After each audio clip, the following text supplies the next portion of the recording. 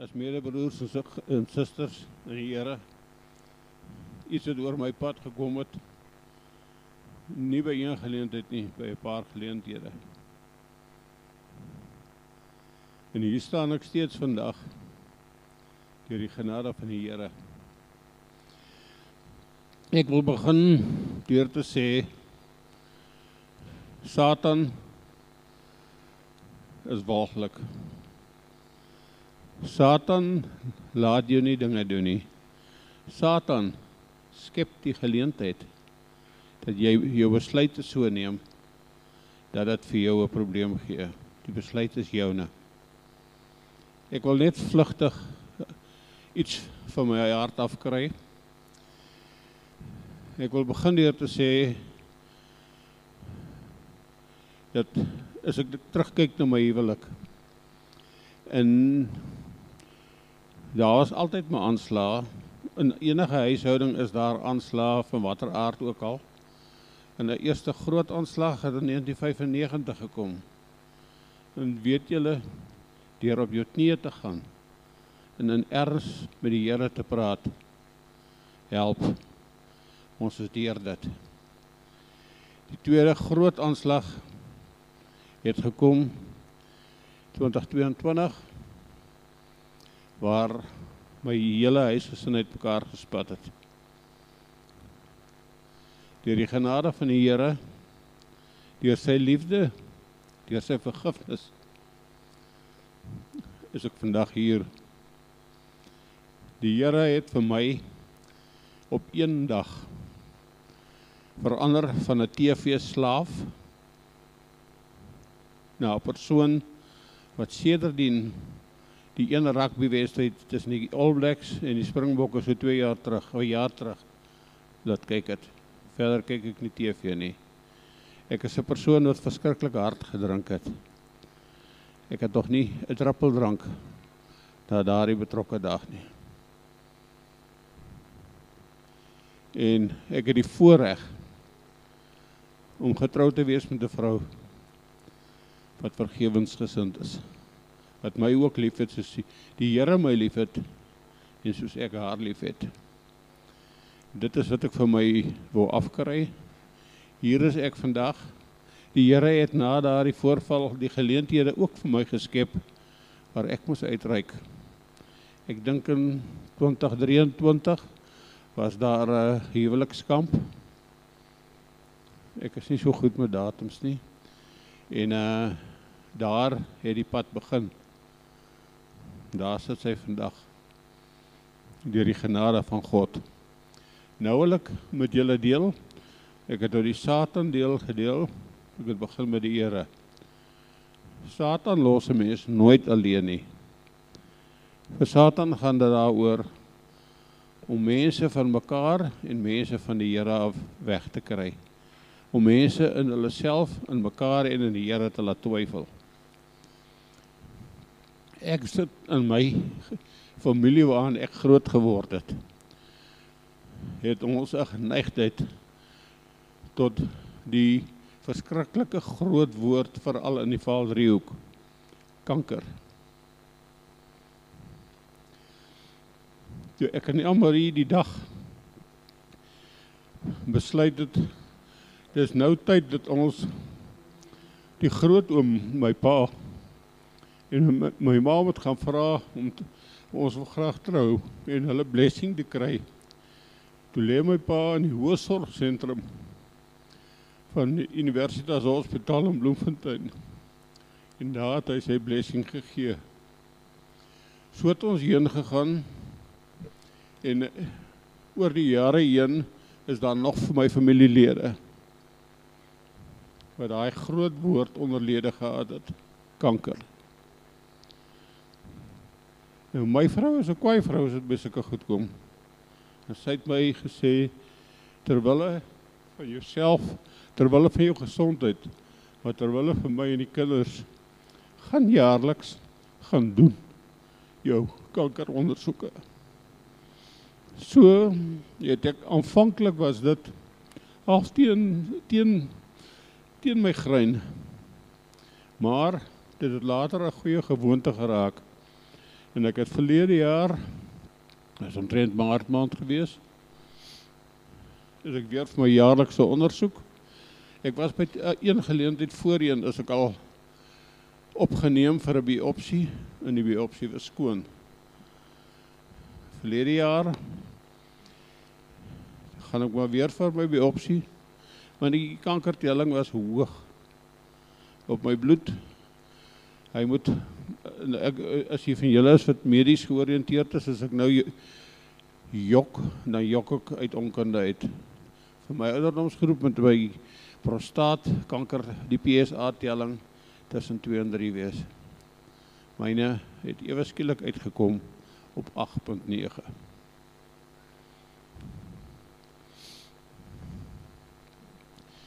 En op pad terug huis toe,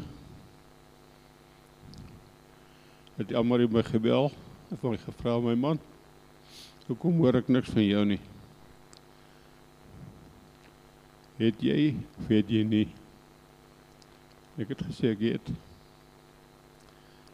Maar dit is ongelooflik, wat se kalmte die Here in 'n mens se gemoed kan gee. Ek was nooit bevrees nie, lewe of dood, wat ook oor my pad sou kom, was ek glad nie bang voor nie. Want my hart was by die Here. So het ek heen gegaan. Ek het die biopsie laat doen en dit is toe wat uitgekom het. En in Junie verlede jaar het die uroloog vir my laat weet in Junie verlede jaar, dis 'n relatief nuwe behandeling wat hulle doen, hulle noem dit die triple therapy. Nou die triple therapy beteken hulle behandel hom inwendig, hulle behandel hom uitwendig en hulle behandel dit voorkomend. Nou inwendig moes ek gegaan het vir 'n operasie. Ek weet nie wat is die mooi Afrikaanse woord nie. Hulle praat van seeds implant, wat hulle goedjies in jou prostaat implant om die kanker van daar af dood te maak. Ek het gegaan en hulle het 55 van die sade in my prostaat ingeplant. Oggend in, middag uit. Toe het ek gekom by die voorkomende, ek moes elke 3 maande, of 3 of 6 maande, of selfs soveel as 9, moes ek gaan vir inspuitings, vir die voorkomende ding. Want met die genade van bo, het dit nie gelyk of die kanker versprei het alreeds uit die prostaat nie. So, nou moet ek sit en wag vir die operasie van die seeds implant. En elke dag gaan wonder 'n mens, maar luister, as ons te lank vat, kan hy kanker versprei. En elke keer is ek voel dit aan hoe Satan my dryf na twyfel toe. En ek het Satan direk besweer, wyk Satan, my lewe en aan my lewenstafel en aan my huwelikstafel is daar nie plek vir jou nie. Uit is jy. Ek het gegaan toe in Junie vir die operasie, die triple therapy. Ek het begin met die behandeling. En nou die inwendige behandeling is radioaktiewe bestraling. En dat my verwys na onkoloog toe, by die onkoloog. Mens kan sien, hy is 'n onkoloog, en hy doen dit al jare, want hy was baie passievol oor sy beroep, maar ook empatiek, om 'n mens gemaklik en rustig te laat voel. En toe ons klaar daar was, toe sê hy vir my nou maar goed, ek moet nou gaan na Medikliniek toe, waar hulle op die masjiene vir my, hulle noem dit merkers, waar hulle elke keer op die behandeling kan fokus, merkers afmerk. Toe hy nou uitvind hoe duidelik sigbaar ek is as ek op die skaal klim, het hy vir my gesê, dit kan 'n probleem wees. Ek sê ook vir my, hoe so? En hy het vir my gesê, weet jy, daar is baie plekke wat kankerbehandeling doen, wat se tafels waarop die behandeling doen en die masjien oor jou gaan, en die breedte van die masjien, wat hy kan dek. Omtrent 20, 30 kilos minder is, as wat jy weeg. So hier sit ek met probleem nommer 2. Ek sê vir hom nou, wat dan, as dit nou nie so is nie. Hy sê, wie wat? Dan kan jy nie daar die behandeling doen nie. Dan het ons 2 van die 3 gedoen, en dan moet jy in geloof maar bid, en hoop dit is genoeg. En hier bel met die kliniek terug, en hulle sê nee, hulle behandelingsmasjien sal my kan hanteer. Prys die Here daarvoor. En toe ek nou moet gaan met die kliniek toe, vir die afmetings en wat hulle die merkers maak, dit is amper iets soos 'n merkie wat hulle op jou liggaam maak, 3 plekke. Toe kom hulle agter, maar daai masjien kan nie vir my die merke gee nie. Want die masjien wat daai merke gee, is te klein. Met die genade van bo, binne 'n bestek van 20 minute, spoor hulle 'n masjien op. Nou klink dit of ek rugby praat, maar dit is nie so nie. Hulle het 'n masjien wat vir groot mense nodig is, soos die blaubulle. En daarom het hulle vir my gesê, as jy regtig ernstig is, by die Wilgers Hospitaal in Pretoria Oos, is 'n masjien wat jou huis sal vat vir die merke. Die Here het my gestuur. Ek het nie geld gehad nie, maar die Here het voorsien. Ek is Pretoria toe, oggend gegaan, maar jou hele stelsel moet leeg wees. In elk geval daar gekom, Satan se volgende aanslag, my stelsel is nie leeg nie, want die setpille wat hy gegee het, kry ek nie aan nie. Daar kan hy nie vir my die toetse doen nie. Die dame wat die masjien hanteer het, vir my gesê, meneer, gaan sit jy daar. Drink baie water, dat jy kan flush. Ek het 'n halfuur, 3/4 uur gesit, en laat my weer 'n kans gee. En daar kan hulle dit meet, die merke maak. Ek is terug, en nou moet ek wag vir 'n tyd vir die behandeling. Dis 5 weke, 5 dae per week, 25 behandelings. En daar kan hulle my help van middel Augustus verlede jaar af. Nou weer na al hierdie ander dinge, Satan weer terug in die kop, dat my sê, wat as hy kanker nou begin versprei, voor die tyd? Ek het weer vir Satan mooi laat verstaan, waar is die deur? By die genade van bo. En ek het begin met my behandeling. Onthou, ek was op 'n 8.9 PSA lesing.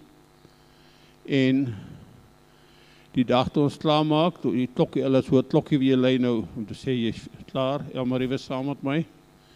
Die dag het hulle vir my gesê, van die hele groep mense wat op daai stadium vir daardie behandeling gegaan het ek die beste reageer. Prys die Here daarvoor. So het ek ingegaan, my tweede inspuiting gekry, en toe moes ek gaan vir 'n 60 dae ondersoek. Ek het 'n 60 dae ondersoek begin Desember gehad, en ek moes na die onkoloog toe gaan in Sasolburg, al by Valpark Hospitaal. Dis waar sy spreekkamer is. En hulle het die toetse gedoen. want hy het direk langs aan. Sy praktyk is die patoloog. En het vir my gesê, hulle sal my laat weet. En daar gebeur niks.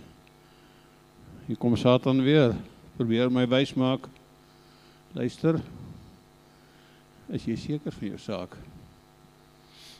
En my siening was net, of daai behandeling gehelp het of nie. Ek is seker van my saak waar my hart is. My hart is by my Here en by my vrou. En u kry ek 'n SMS van 'n onkoloog. Veels geluk. Jou kankerlesing wat 8/9 was, is 0.15.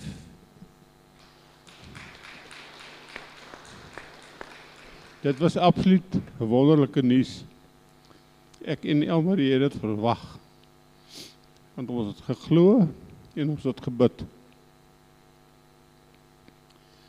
Toe moet ek self vir my goed weer 'n bloedtoets 3 maande in hierdie jaar in. Toe gaan ek nou in Maart vir die bloedtoets. Hier kom die boodskap terug. Skoon. Nie tussen 2 en 3 nie, skoon. Toe ek die papierwerk gekry het ek besef, hulle beskou dit as skoon, dis 0.075, dis die helfte minder as wat hy getoets het begin Desember. En dit is waarom ek besluit het, as ek die geleentheid kan kry, en Frans Schwart my genader, vir my gevra, James, is jy bereid om daaroor te kom praat? En ek het gesê ja. Ek het vir die Here gesê, ek sal praat daaroor. Want ek wil aan hom al die lof en die eer bring. En ek wil afsluit met hierdie woorde. Nadat ek vir my vrou baie dankie gesê het, vir absoluut daar bystaan deur moeilike tye aan ons eie lewe met mekaar, het sy aan my sy gestaan, deur dik en dun. En ek wil afsluit met hierdie woorde, en dit is 'n liedjie se woorde. Neem my lewe, laat dit Heer, U gewy wees meer en meer. Laat my hart gedurig juig en van dankbaarheid getuig. Baie dankie julle.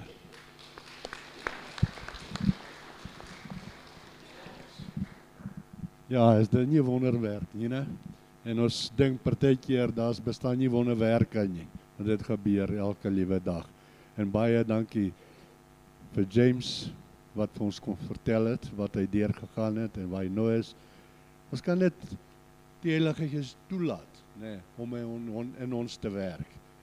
En ja, baie sterkte vorentoe. En ons bid vir jou nog steeds. Dankie.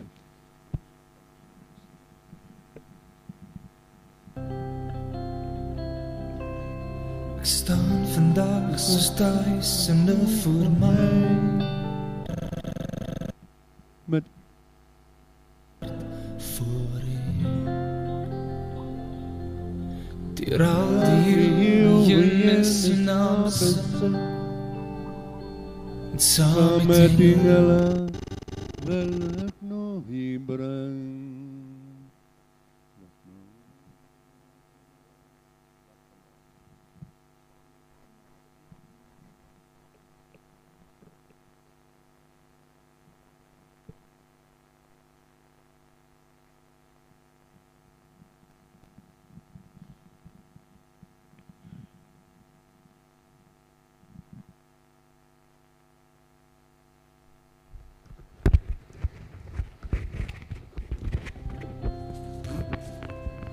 Ek staan vandag so stuisende voor my,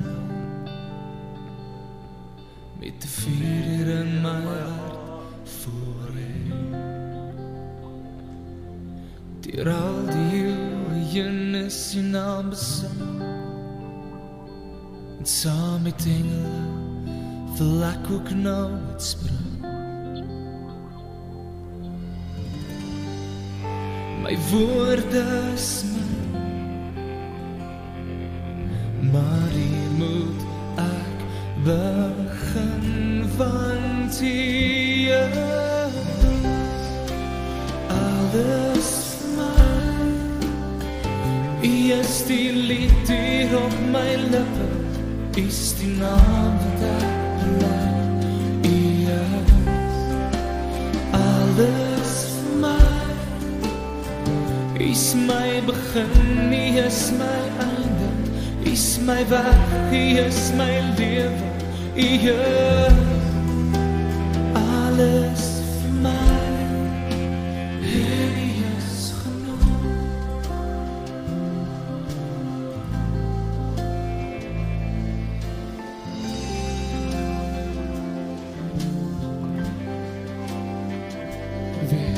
Ek weet dat U my elke lofsang hoor.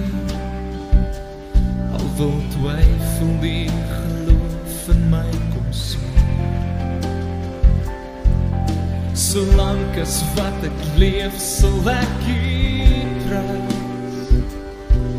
Tot die dag wat ek ook veilig by U is. My woorde is maar hier moet ek begin, want U alles vir my.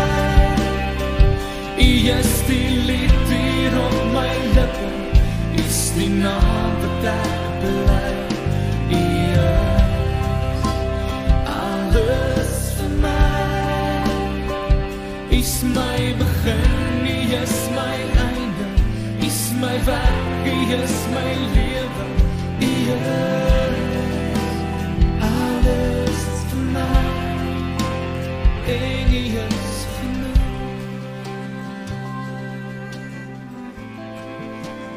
En U is genoeg.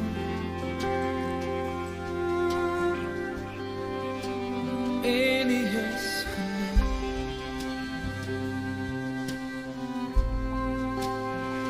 U is genoeg vir my. Het jou hart uitsing is. U is alles vir my. U is die lied hier op my lippe. U is die naam wat ek bely. U is alles vir my. U is my begin, U is my einde. U is my weg, U is my lewe. U is alles vir my. En U is genoeg.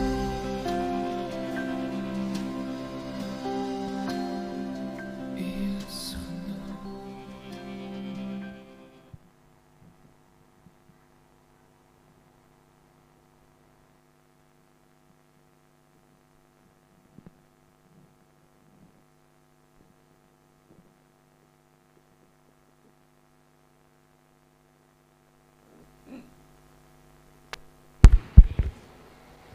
Ek meen die tegnologiese duiwel loop vanmôre hier rond.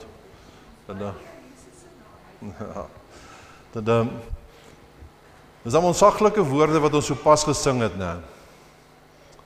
As jy nou daar waar jy sit en hier waar ek staan vanoggend moet sê, ek kan maar alles verloor, alles kan weg wees. As ek net God het, is dit genoeg. Is dit regtig wat ons sê? Sal jy regtig vanmôre kan sê, God is genoeg. Ek het niks meer as dit nodig nie. So mooi gekom ook in James se getuienis, dink ek, dat hy genoeg beteken, ek is okay. Dat as die Here daar is ek reg. Mag die Here gee dat ons saam wees vanoggend ook sy naam verheerlik, as ons rondom die woord by mekaar is. Kom ons sit so, dan raak ons stil voor die Here.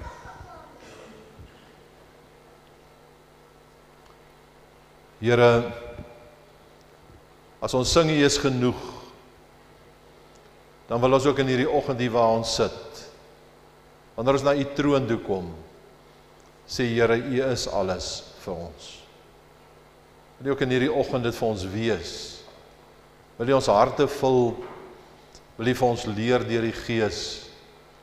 Wil U gee, Here, dat ons geloof ons basis sal wees, dat geloof ons anker sal wees, as ons ook vandag hier uitstap. Ek bid dit in Jesus se naam. Amen. Geliefdes, ek groet julle met die versekering dat God ons liefhet. Mag sy liefde altyd vir jou baie kosbaar bly. Amen. Ek gaan vir ons lees uit Tessalonisense uit. Tessalonisense 5, die 5de hoofstuk daarvan vers 16 af. 1 Tessalonisense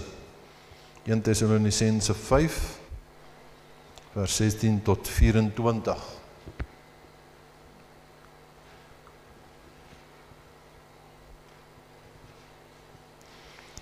Vers 16. Wees altyd bly, bid gedurig, wees in alle omstandighede dankbaar, want dit is wat God in Christus Jesus van julle verwag. Moenie die werking van die Heilige Gees teenstaan nie. Moenie profeseë geringskat nie, maar toets dit alles, behou wat goed is, en bly weg van alles wat sleg is. Mag God wat vrede gee, julle volkome aan hom toegewyd maak, en julle geheel en al na gees, siel en liggaam so bewaar, dat julle onberispelik sal wees wanneer ons Here Jesus Christus weer kom. Hy sal dit ook doen, want hy wat julle roep, is getrou. Wanneer die gedeelte lees. Nou ons het die laaste paar Sondae het ons eintlik begin met die proses van waar begin 'n mens nou, waar begin die kerk? Waar is ons oorsprong? Waar is die beginpunt van alles?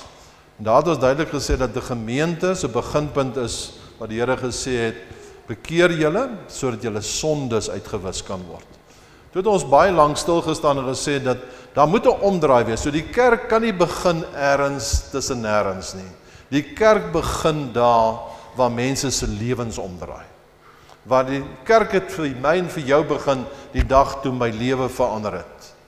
Die dag toe ek my lewe vir die Here Jesus gegee het, daardie dag het die kerk vir my kerk geword. Nou uiteindelik, om dit te kan wees, beteken dit, en toe het ons stilgestaan by sondebelydenis, sê ons moet ons sondes bely. Ergens moet jy voor die Here gaan staan met wie jy is, dat hoe jy leef, hoe jy dink, hoe jy voel, sal jy voor die Here moet gaan staan en vra of dit reg is, en of daar nie dinge is wat jy moet los en dat staan nie. Maar toe het ons ook oor die mooi gepraat van, maak nie saak hoe ons lewens lyk nie, maak nie saak hoe stikkend ons lewens is nie, maak nie saak hoe sondig ons lewens is nie, maar aan die einde van die dag, as jy dit voor die Here gaan neersit, dan vergewe hy, dan maak hy jou skoon, hy vat die pakkie weg van jou af, en daai pakkie is nie meer jou pakkie nie. Daai pakkie is aan die kruis vir jou vasgespijker. En verlede week het ons nou gepraat van, maar nou het ek het tot inkeer gekom, so ek my lewe het omgedraai, dat ek het my sondes bely, ek het vergifnis ontvang, en toe het ons gesê, wat nou? En toe het ons gepraat oor Paulus wat sê, nou begin God my vorm.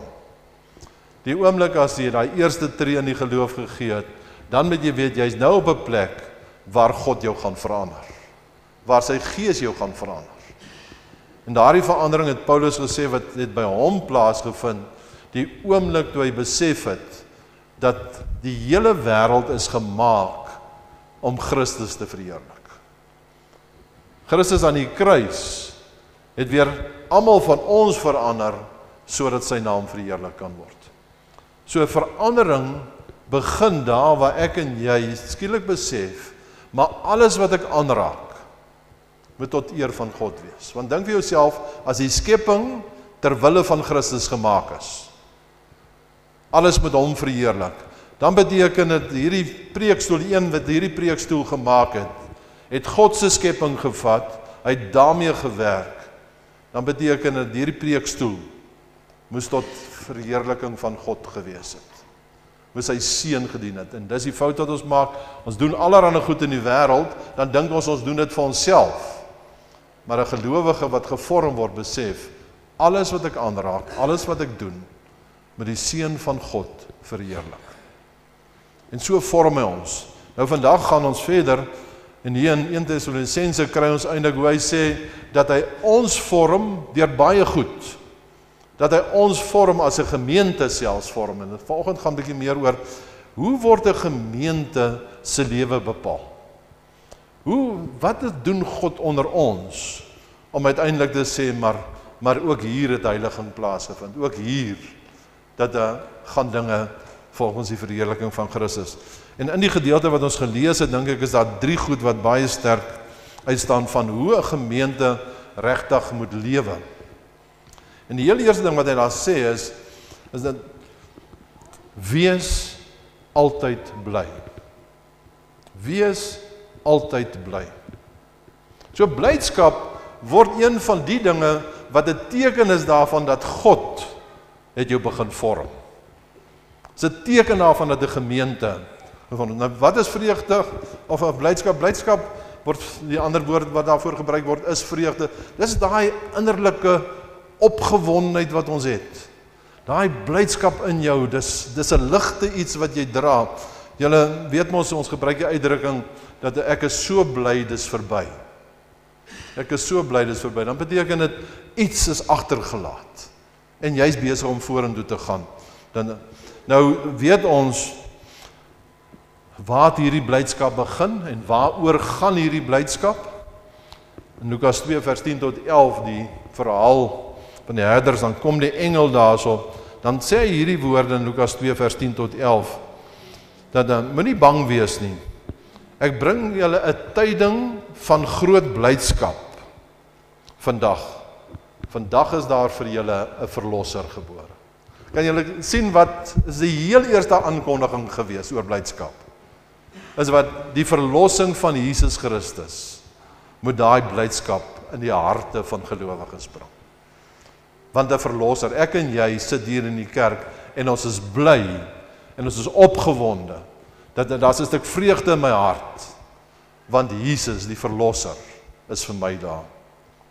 Die tweede wat ons kry is Galasiërs 5:22, waar hy sê dis 'n vrug van die Gees. Weereens, dis iets wat die Here in jou kom plant. So ek en jy gaan nie spontaan opgewonde wees nie. Dis wanneer Jesus in ons lewens geplant word, wat ons daai kenmerk kry. Wat dit dan uiteindelik 'n teken word van my en jou. Dat ons bly is. As ons lofprysing doen, as ons die Here aanbid, is dit hierdie swaarmoedige gevoel wat jy in ons, ag, dis soveel moeite om God te dien. Dis so swaar om die dinge van die Here te doen. Dis so swaar om te verander. Dit word 'n las op my skouers. Nee, hy sê, as God jou begin vorm, dan begin hierdie verlossing van jou iets word wat jou dryf. Iets wat lekker is. Iets wat 'n vreugde is. Jy kom vanoggend kerk toe, en jy's deel van 'n gemeente. Hoekom? Omdat jy blydskap in jou hart het oor die verlossing wat Jesus Christus vir jou gegee het. Ek kry soms die idee dat as mense nie hierdie blydskap het nie, dat hulle nog nooit besef van hoeveel Christus hom losgemaak het nie. Want as ek en jy eers vasgevang was deur die sonde, as ek en jy sy huwelik dalk op die rotse geloop het, of ek het uiteindelik dat my daar in my huis chaos veroorsaak, of ek het begin haat, of ek het begin skelm raak, dat as jy daarvan losgemaak word, dan verstaan jy wat verlossing is. Dan is jy dankbaar dat hierdie dinge wat jou so gebind het, uiteindelik gebreek is. En dis die eerste wat hy kom, hy sê, die kenmerk dat God in 'n gemeente werk, dat God besig is om ons te vorm, is mense wat dankbaar is, dat daar 'n verlosser vir hulle gebore is. En hulle jubel daaroor. Hulle is nie swaar gesigte daaroor nie. En dan wat so pragtig is oor die blydskap is dat, hy sê dat niemand, en dit kan jy gaan lees in Johannes 16 vers 22, niemand kan julle blydskap van julle wegneem nie. Is dit nie mooi nie? Om te dink hierdie blydskap dat God my verlos het, dat daar's nie een in die wêreld wat dit kan wegvat nie. Hoekom nie? Want nie een kan vir my iets in die plek daarvan gee nie. Daar's nie een in die wêreld wat dit vir my kan gee nie. Maar net Christus Jesus wat dit vir my kon gee. Die tweede eienskap wat hy sê, hoe God die gemeente vorm en 'n teken daar is, dat ek en jy is op 'n pad van heiligmaking, ons is op 'n pad van waar ons loop, waar God wil hê ons moet wees, is die tweede opdrag is om gedurig te bid. Nou gebed beteken dat dis 'n gemeente wat praat met God. Dis gelowiges wat hulle harte voor hom uitstort. Dis gelowiges wat hulle behoeftes van ons siektes, van ons vreugdes. Ons gaan na die Here toe en ons kan met hom praat daaroor. Dis 'n teken van 'n lewende gemeente, 'n gemeente waar God werk, is wanneer ons bid. Want hoekom is dit so belangrik? Hoekom sê ons dit? Want gebed, broers en susters, wys hoe afhanklik jy van God is. Gebed wys uiteindelik dat ek en jy 'n betroubare God het. Want dink jy dat mense gaan op hulle knieë gaan, as hulle God nie vertrou nie? Dis hoekom so baie biddeloos is. Dis hoekom so baie mense nie bid nie. Want ten diepste vertrou hulle God nie. Ten diepste beskou hulle God nie as betroubaar nie. Want hy wat bid, weet ek is afhanklik van hom. Weet dis iemand as ek na hom toe gaan, as ek my hart gaan uitstort, hy is betroubaar. Ek kan maar met hom praat. En daarom is ek en jy dan vanoggend, as 'n gemeente getoets moet word, dan gaan die toets wees of ek en jy regtig biddende mense is. Want dit sê dat ek en jy wat hier sit, vertrou vir God. En is dit nie 'n verskriklike ding om dalk te sê nie, né?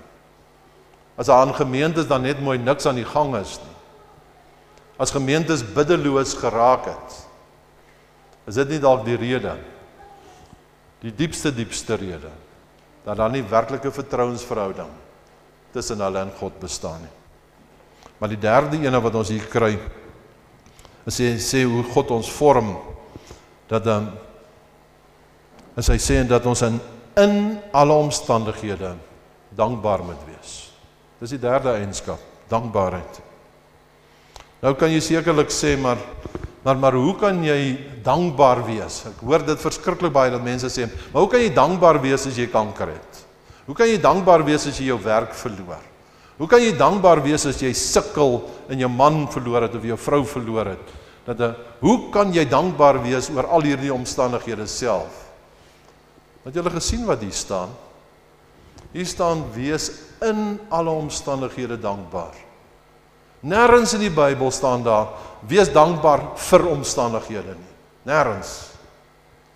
Nêrens moet jy vir omstandighede. Nie een van ons sal dankbaar wees vir kanker nie. Nie een van ons sal dankbaar wees as jy jou werk verloor nie. Nou wat sê hy dan hier? Wat wil die woord vir ons hier sê? Hy wil eintlik vir my en vir jou vanmôre sê, broers en susters, God weet dat ons kwesbaar is. God weet dat ek en jy kan seer kry. Daarom uiteindelik kom hy in die gedeelte en hy sê vir ons, dit gaan nie oor die omstandighede nie. Dit gaan daaroor dat God met jou is in die omstandighede. Dis hoekom die woordjie ingebruik word. Hy sê uitdruklik in alle omstandighede. Dit beteken so pragtig wat ons eintlik dan kry daan in Filippense, waar hy sê, moet oor niks besorg wees nie, maar maak in alles julle begeertes deur gebed en samewerk, smeking en met danksegging aan God bekend, en die vrede wat alle verstand te bowe gaan, sal ook julle harte en gedagtes oor die wag kom. So wat doen hy? Hy sê, maak dit bekend aan die Here, hy kom gee vrede. Hy kom in hierdie omstandighede, en hy is die ene wat alles ten goeie laat uitwerk vir jou. Dis eintlik ten diepste 'n erkenning wat ek dink ons ook uit James se getuienis gehoor het. 'n Erkenning dat God in beheer is. So maak nie saak wat die omstandighede is nie. Ek bely een ding, en dis dat God is in beheer van elke liewe dingetjie wat my gebeur, en elke liewe omstandigheid wat ons het. Ek wil afsluit vanmôre om te vra, maar hoekom? Hoekom kom die gedeelte, en wat stel ons in staat daarin om hierdie goed te doen? Die heel eerste ding wat hy hier baie pragtig sê is dat hy sê dat wanneer 'n gemeente die Heilige Gees teenstaan, dan gaan blydskap nie daar wees nie. Dan gaan daar nie gebid word nie. En dan gaan daar nie dankbaarheid wees nie. So waar lê ons fout? Waar lê ons probleem? Dit mag dalk wees dat ons onderdruk die Heilige Gees. Dit mag dalk wees dat jy in jou eie lewe die werk van God beperk in jou eie lewe, dat jy eintlik God verhinder om jou te verander. Want jy's 'n harde kop, jy wil nie verander nie. Ek wonder hoeveel mense het ek al gepraat in my bediening, wat dood eenvoudig, die ander altyd sê, maar nee, hy of sy is 'n harde kop, hulle sal nie verander nie. 'n Harde kop mag dalk wees dat jy God ook verhinder om jou te verander. Maar dan sluit hy af met die motivering. Dit kry ons dan in vers 18 waar hy sê, die regte rede waarom die Here hierdie goed doen, is hy verwag dit van my en jou. Hy verwag dit. So ek kan vanoggend met 'n vrymoedigheid hier voor staan en sê, God verwag van my en jou om blydskap te hê. God verwag van my en jou om te bid. God verwag van my en jou om met dankbaarheid te leef daar buitekant. Dis 'n verwagting. Julle weet mos, as jy iets verwag van iemand, dan verwag jy mos 'n sekere reaksie. So ek wil afsluit om vir jou vanoggend te sê, God verwag in hierdie oggend 'n spesifieke reaksie van jou af, omdat hy die verlosser is, wat ons kom verlos het. Amen. Kom ons sluit saam die oë. Here, die wonder van u genade is so groot.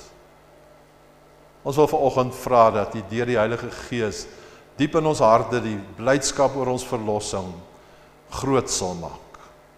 Dat elkeen wat hier sit, as hy hier uitstap, Here, kan sê, my hart juig en jubel, want Christus het my verlos. Leer vir ons om ons behoeftes na u toe te bring. Leer ons, Here, om u al meer te vertrou vir elke klein dingetjie in ons lewens.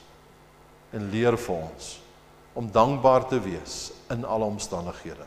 En as ons deur pyn moet gaan, en as ons lewensomstandighede dan moeilik is, Here, leer vir ons wat dit is, dat daar 'n vrede is, wat geen omstandighede uit ons lewens kan ruk nie. Die vrede van Jesus Christus, wat alle verstand te bowe gaan. Ek bid dit in Jesus se naam. Amen.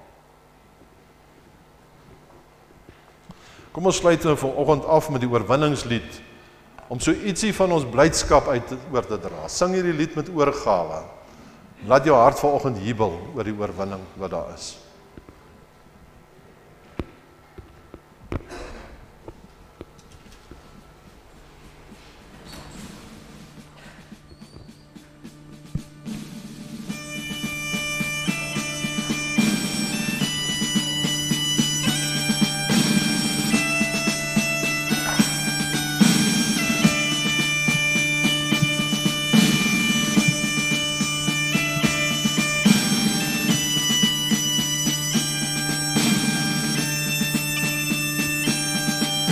Ek sien in my gees die glorie en die almag van die Heer, die Allerhoogste, wat in liefde oor sy koninkryk regeer.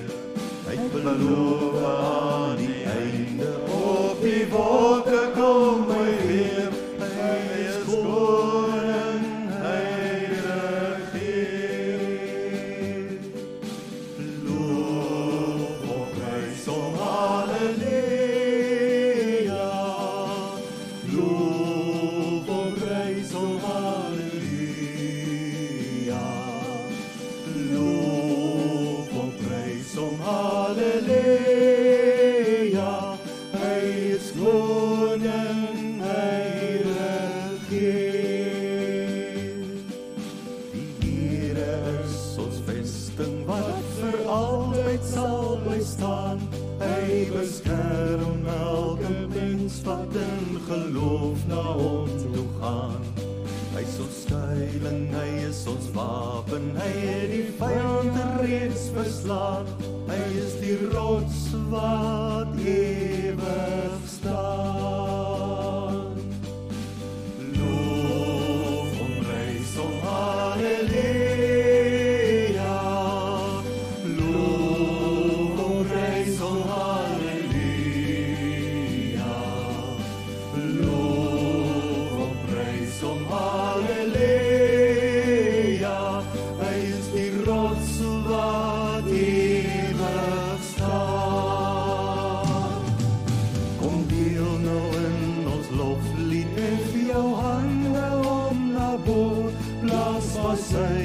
slaan op tromme en kom dans voor God se woord.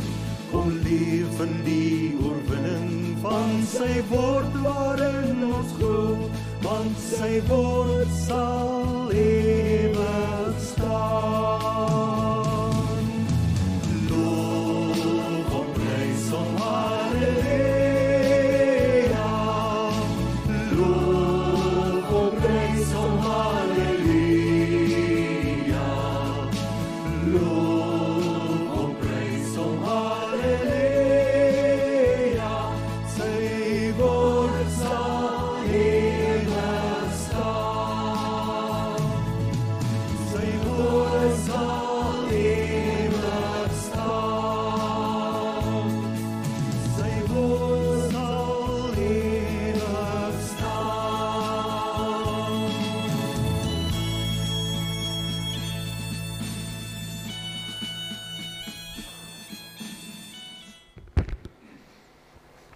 As ek Tessalonisense reg verstaan, broers en susters, dan sê die Here ek en jy moet lig leef. Ons moet met 'n gemoed leef as gevolg van ons verlossing, wat 'n stukkie ligte las is op ons skouers. Mag hierdie week vir jou 'n week van blydskap wees, waar jy uiteindelik leef met 'n dankbare hart. Die genade van ons Here Jesus Christus, die liefde van God en die gemeenskap van die Heilige Gees bly met elkeen van ons. Amen.